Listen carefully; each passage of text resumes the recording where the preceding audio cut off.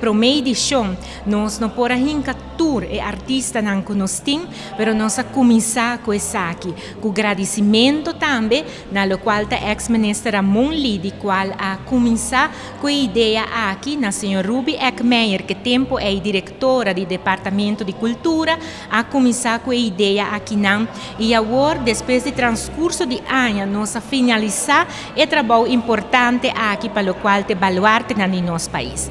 E buki awe a queda compilar, e queda apresentar e também aqui não nós damos um agradecimento na senhora Maria Teresa Madariaga, de qual a percorrer junto com o desenho gráfico Denison Abrahams, vacina brinda-nos buki que arriba su mês tá joia cultural. Por expressar-me mesmo depois de 3 anos, como ex-ministro de volver bem diante da Câmara.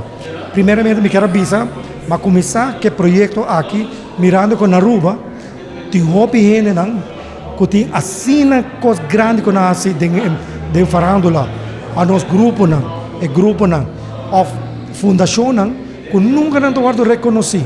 E maneira também sempre, nós arubianos da gusta papel hobby, pero nós não botamos nada obscrito, nós não escrevemos nada. Então, dorei e ideia bem para nós começar a baluarte não de Aruba. Não somente pensei, mas agora é muito não, tudo que na Aruba por corda, e queda algo grande, e queda recordar para o resto de vida.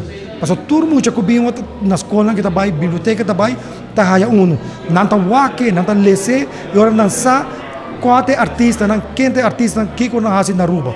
E também me quero agradecer ao governo, porque agora vou vai, assim está, agora vou stop como ministro. Nunca não te reconhecemos, nunca trabalho não te reconheci.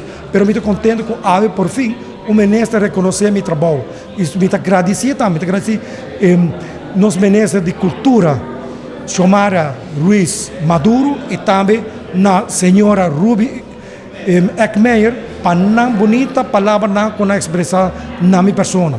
Hoy nos publica una edición chiquito, es una edición limitada de 5 books, pero sobre nos hay espacio para agregar 2 artículos más en el book.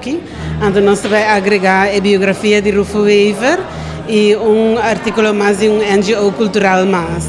Entonces nos espera ahora con la jury, nos por la print de 2 ediciones, para así nos por entregar un book a cada persona que participa, na tour escola na Aruba y también ponerle para venta. Essa aqui tá é Arubiano, o website